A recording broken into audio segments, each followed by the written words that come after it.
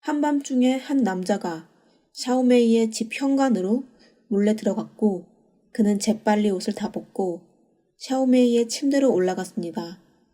연약한 샤오메이는 기침을 몇 번 했을 뿐 거실에서 갑자기 경찰관 4명이 뛰쳐나왔습니다.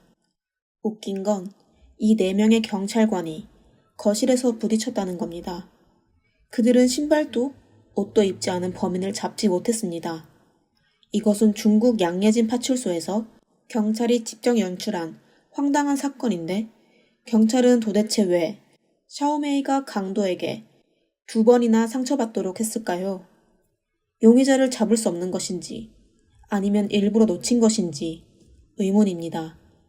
안녕하세요. 미스터리 수사국에 오신 걸 환영합니다. 오늘은 놀라운 실제 사건에 대해 알아보겠습니다. 2003년 6월 6일 오후 8시쯤 당황한 여성이 뚱뚱한 남성과 함께 파출소로 들어갑니다. 파출소 경찰관의 질문에 여성 샤오메이는 며칠 전 자신이 겪은 끔찍한 경험을 털어놓습니다.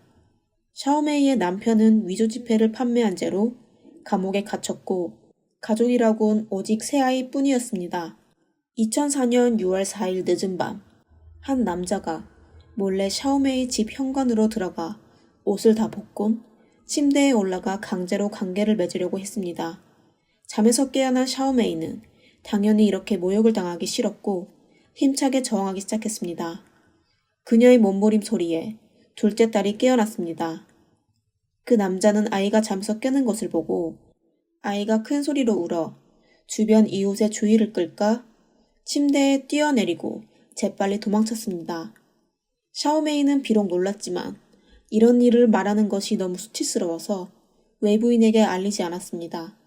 샤오메이는 집에 아이가 있다는 것을 알았으니 감히 그 남자가 다시 올 수 없을 거라고 생각했습니다. 그런데 바로 다음 날 그 남자는 다시 샤오메이의 집에 들어갔고 이번에는 그의 손에 날카로운 도구가 하나 더 생겼습니다. 그는 샤오메이를 위협했습니다. 만약 샤오메이가 반항한다면 샤오메이와 아이들을 모두 해칠 것입니다. 샤오메이는 차가운 무기를 앞에 두고 선택의 여지가 없었고 그 범인에게 당할 수밖에 없었습니다. 관계를 맺은 후 그 악당은 떠나기 전에 내일 또 오겠다며 아주 당당하게 이야기를 남기곤 떠났습니다. 날이 밝자 샤오메이는 이 일을 이웃집 남자에게 말했습니다. 남자 이웃은 이런 악당이 샤오메이의 집에 계속 올 것이 분명하며 샤오메이는 악당의 행동을 계속 참아왔기 때문에 악당이 점점 날뛰게 만들 뿐이라고 분노했습니다. 지금 가장 좋은 방법은 경찰에 신고하는 것입니다. 경찰이 그 강도를 잡을 수 있기를 바랍니다.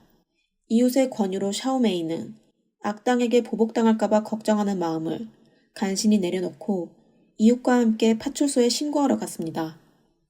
경찰서에 신고가 접수되자 파출소 경찰관들은 난감했습니다. 이유는 샤오메이가 범인의 몽타주를 전혀 묘사하지 못했기 때문입니다. 얼굴이 잘 보이지 않고 악당의 키가 170cm 이상일 정도로 건장한 모습만 기억할 수 있다고 묘사했습니다. 이 정도 특징만으로는 범인을 잡기가 매우 어려웠습니다. 경찰관들이 사건을 분석한 결과 이날 밤 이 범인은 샤오메이의 집으로 다시 돌아와 범행을 저지를 가능성이 높다고 판단됐습니다. 그들은 미리 준비만 하면 범인이 왔을 때 그를 잡을 수 있었습니다. 여기까지는 사건 담당 경찰관들의 판단과 계획은 모두 옳았지만 이후 판단이 빗나가기 시작합니다. 우선 경찰관이 피해자로 위장하여 범인을 체포하고 동시에 피해자를 보호해야 합니다. 하지만 파출소 경찰관들은 샤오메이가 아이들을 데리고 여전히 집안 침실에서 잠을 자도록 요구했습니다. 즉 샤오메이를 미끼로 삼아 범인을 유인하려고 한 것입니다. 피해자와 아이들을 위험에 빠뜨리는 방법은 위험하지만 이건 아직 시작에 불과합니다. 그 다음에는 파출소 부소장이 범인을 잡으려면 범인의 범죄 증거, 즉 범인이 성공적으로 체액을 남긴 후 잡아야 한다고 제시하였습니다. 부소장은 샤오메이에게 이번 작전에서 먼저 범인의 요구에 응하라고 요구했고 범인이 체액을 성공적으로 남긴 후 샤오메이는 기침 몇 번 한 후 매복한 경찰관들이 다시 뛰어들어 사람을 잡았습니다.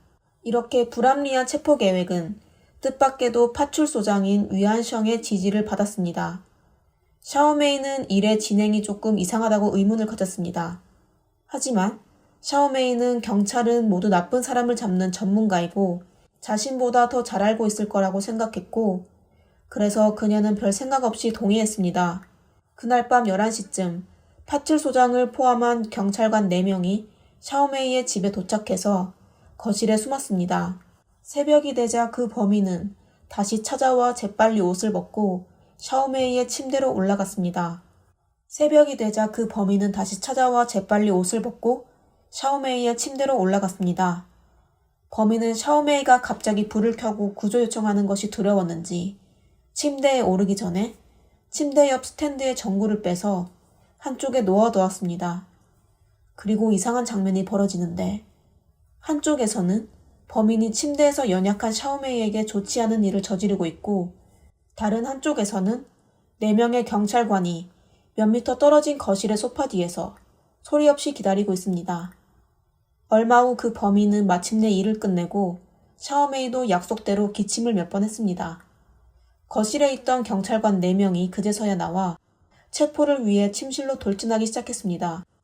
불을 켜지 않은 탓인지, 아니면 경찰관들은 샤오메이의 집 환경에 익숙하지 않고 사전에 나가는 인원의 순서를 미리 정하지 않은 탓인지, 어쨌든 4명의 경찰관이 거실에서 서로 부딪혀 장면이 매우 혼란스러웠습니다. 이것은 이 범인을 놀라게 했고, 경찰관들은 침실로 뛰어들었을 때 그 범인은 이미 침대에서 뛰어내렸습니다. 경찰관 중 한 명이 이 용의자의 팔을 잡았지만 결국 그에게 빠져나와 뒷문으로 뛰쳐나갔습니다. 경찰관 몇 명도 곧바로 쫓아갔지만 결국 이 범인은 도망쳤습니다. 곧 이 사건은 현지에서 하나의 웃음거리로 퍼졌습니다. 경찰이 세운 검거 계획으로 피해자는 2번 피해 입었을 뿐만 아니라 미리 체포 계획을 세운 경찰관 4명이 신발도 신지 않은 강도 1명도 쫓아가지 못했습니다. 이건 정말 피해자에게 어처구니없고 상처를 주는 일이었습니다. 파출소 경찰관들은 너무 창피해서 지금 존엄을 되찾을 수 있는 유일한 방법은 반드시 그 범죄 용의자를 체포하여 사건을 종결하는 것입니다. 다행히 이번에는 이 용의자가 많은 증거를 남겼습니다. 경찰은 현장에서 범인이 남긴 무기, 전구, 의류, 체액을 찾아냈습니다. 하지만 안타깝게도 경찰은 무기에서 지문을 채취하지 못했습니다. 무기에 먼지가 너무 많아서 그런 것 같다고 합니다. 다행히 범인의 손에 쥐어진 전구가 하나 더 있었는데 이것도 어이없게도 부적절한 보관으로 인해 전구가 분실되었습니다. 그래서 지문으로 용의자를 수색할 가능성이 끊어졌습니다. 유일하게 의지할 수 있는 것은 범인 체액 내 DNA 정보로 체포하는 것뿐입니다. 이후 한 달여 동안 경찰은 샤오메이가 사는 마을에 많은 성인 남성들을 대상으로 샘플을 채취했습니다. 마침내 7월 초 한 소식이 전해졌고 경찰은 마침내 DNA 정보를 통해 용의자를 찾아낸 후 그를 체포했습니다. 이 사람의 이름은 이단경입니다. 체포된 용의자의 이름을 듣고 어떤 사람들은 놀라서 입을 크게 벌리기도 하고 이상한 웃음을 짓는 사람들도 있었습니다. 이게 어떻게 된 일일까요? 단경이라는 사람은 신체적 지적 발달이 더딘 미숙아로 마을에 잘 알려져 있었습니다. 단경은 키가 165cm에 평소 몸이 좋지 않아 병에 잘 걸렸으며 한쪽 다리에 장애가 있어 평소 달리기는 여성보다도 못했습니다. 그가 그날 밤 옷을 입지 않고 경찰관들로부터 도망친 범인이라면 아무도 믿지 않았습니다. 이 점 외에도 단경은 평소 39 사이즈 신발을 신는데 용의자가 현장에 두고 온 신발은 42 사이즈였습니다. 사건을 서둘러 수사하는 파출소 경찰관들은 이런 것들을 신경 쓰지 않았어요. DNA가 어떻게 거짓말을 할 수 있겠어요. 그래서 단경은 바로 체포됐습니다. 체포된 후 단경은 본인이 범인이라고 직접 인정했습니다. 여기까지 이 사건은 끝난 것으로 보입니다. 파출소 경찰관들도 체면을 되찾은 셈입니다. 그런데 몇 달 뒤 법정에서 놀라운 장면이 재현됐습니다. 판사가 자세히 묻자 단경은 법정에서 자신이 범행을 승인한 것은 경찰관들에게 육체적, 정신적 형벌을 받았기 때문이라고 진술했습니다. 그는 법정에서 자신의 팔과 다리에 있는 흉터를 보여주었고 법원에 다시 한번 DNA 감정을 요청했습니다. 며칠 뒤 후베이성 고등법원의 법의관이 직접 구치소를 찾아 단경의 붉은 액체를 채취했는데 이번 감정 결과 단경의 DNA와 범죄 현장에서 채취한 DNA가 완전히 일치하지 않는 것으로 나타났습니다. 안전을 위해 모든 증거를 국가공안부 검사기관에 보내 3차 감정을 진행했고 단경의 DNA와 현장의 범죄 용의자의 DNA가 일치하지 않는다는 결론을 내렸고 이는 단경의 억울함을 의미합니다. 비록 이 감정 결과가 나온 후 단경은 즉시 석방되었지만 우연한 실수인 것인지 아니면 누군가 고의로 증거를 바꾼 것인지 단경은 매우 억울해했습니다. 이 점을 분명히 설명하려면 우리는 이 사건의 피해자 샤오메이에게 돌아가야 합니다. 영상 초반에 샤오메이가 첫 번째 상처를 입은 후 한 남자 이웃에게 말하고 이 이웃과 동행하여 경찰에 신고한 것을 기억하십니까? 알고 보니 샤오메이와 이 뚱뚱한 남자 이웃은 사실 연인 사이였습니다. 평일에도 이 이웃은 샤오메이의 집에 자주 가서 그녀와 데이트를 합니다. 그래서 사건 담당 경찰관들이 샤오메이의 집에 증거 수집 작업을 하러 갔을 때 현장에 남아있는 속옷 수건 시트를 발견했어요. 심지어 샤오메이의 몸에서 채취한 체액에서 남성 2명의 DNA를 가지고 있었습니다. 이것은 샤오메이가 그날 일찍 다른 남자와 관계를 가졌다는 것을 보여줍니다. 집에 있는 옷, 수건, 침대 시트에는 이 남성 DNA가 있습니다. 이것은 분명히 샤오메이의 지인의 것입니다.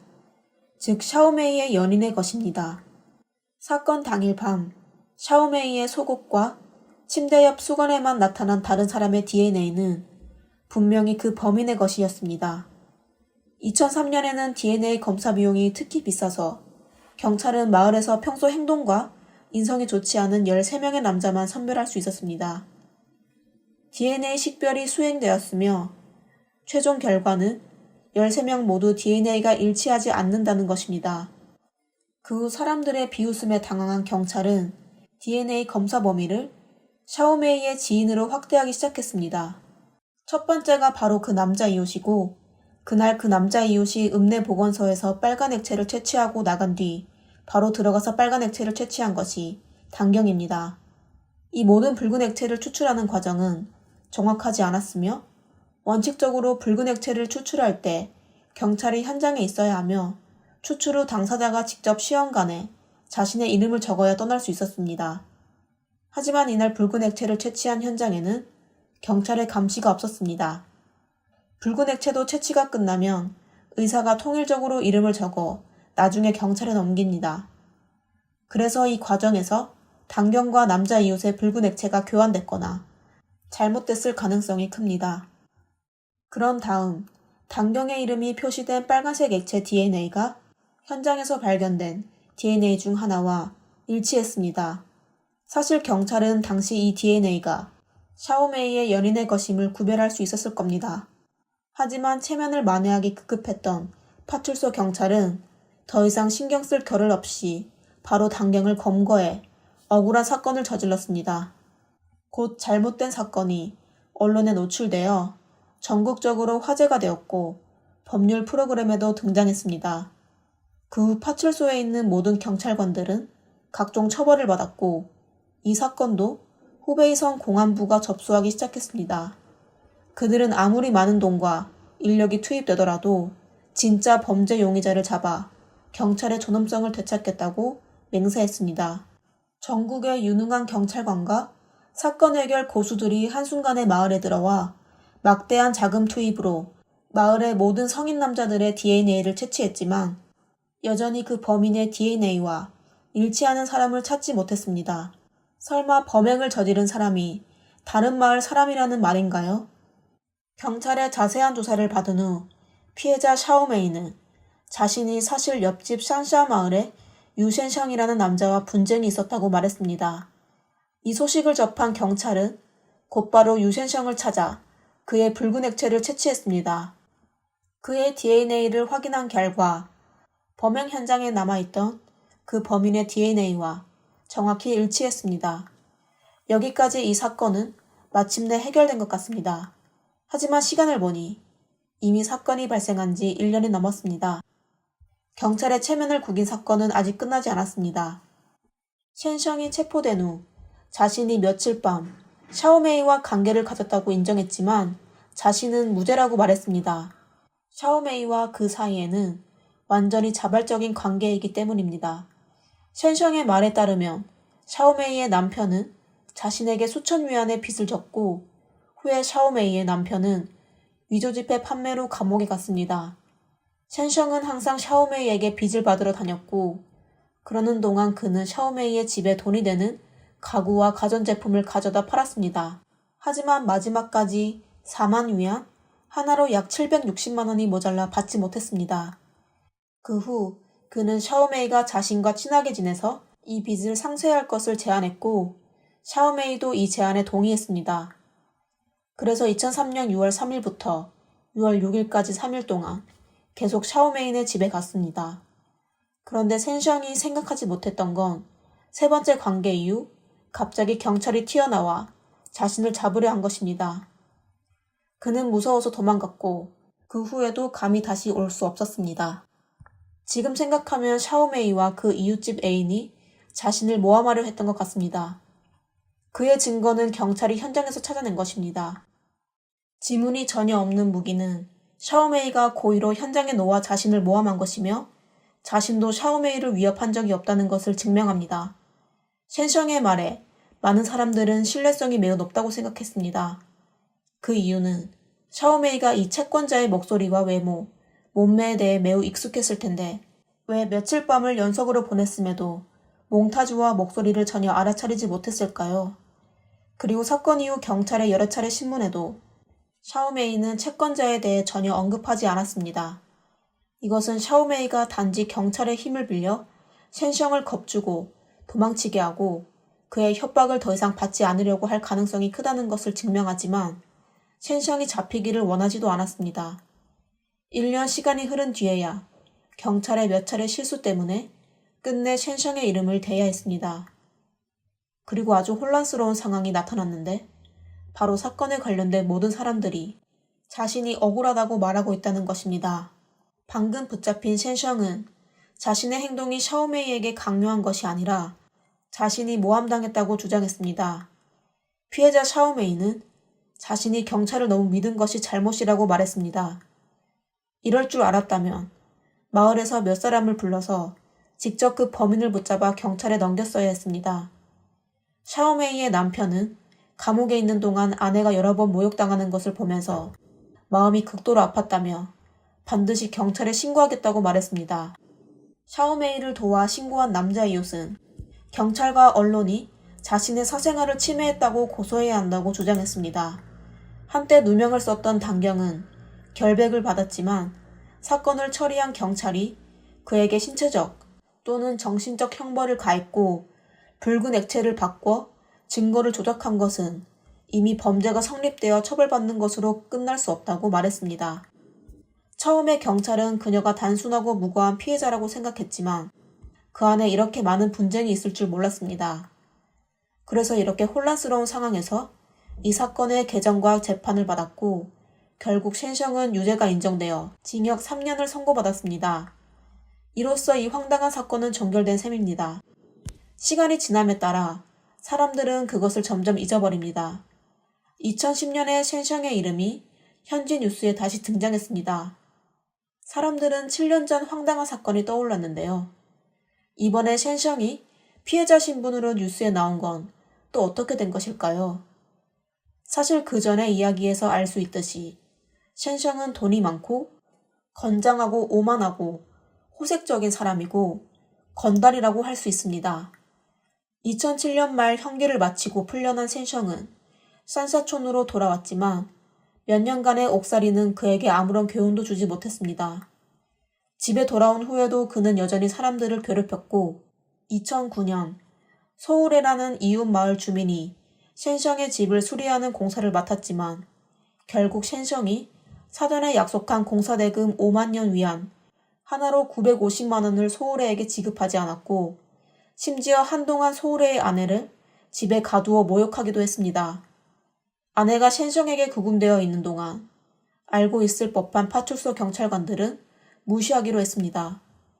그 후 소울애의 아내는 집을 나가 다시는 돌아오지 않았습니다. 정직한 소울애도 반년 동안 마을을 떠나 아내를 찾아다녔지만 결국 찾지 못했습니다. 고향에 돌아온 후 소울애는 또다시 셴셩을 찾아가 공사비를 요구하려고 했지만 공사비는커녕 셴셩의 비웃음과 수모를 받았고 심지어 셴셩과 그의 형제들에게 둘러싸여 구타를 당했습니다. 마침내 2010년 6월 23일 수치심과 분노가 극에 달한 소울애는 산샤촌의 거리에서 셴셩을 다치게 한 후 경찰이 올 때까지 그 자리에 서 있었습니다. 사건 발생 후 현지 500여 명의 사람들이 모두 소울애에게 편지를 쓰고 용서를 구한다고 사정했습니다. 끝내 2011년 고의 상해죄로 무기징역을 선고받았고 2013년 징역 19년으로 감형돼 2031년 출소할 예정입니다. 이 사건은 처음부터 황당한 체포방안, 실패한 체포작전, 마지막으로 잘못된 감정으로 인해 무고한 단경이 반년 동안 수감되었습니다. 샤오메이 또한 피해자인데 경찰의 잘못된 작전으로 2번 상처를 입었습니다. 경찰이라면 국민의 재산과 안전을 보호해야 하는데 간접적으로 많은 사람들에게 피해를 줬다는 사실에 분노합니다. 여러 차례 악행을 저지른 셴셩은 결국 마땅한 처벌을 받았습니다. 오늘의 사건은 여기까지입니다. 다시 한번 여러분의 지지와 격려에 감사드립니다. 여기는 미스터리 수사국입니다. 좋아요와 댓글 부탁드립니다. 다음 영상에서 뵙겠습니다. 감사합니다.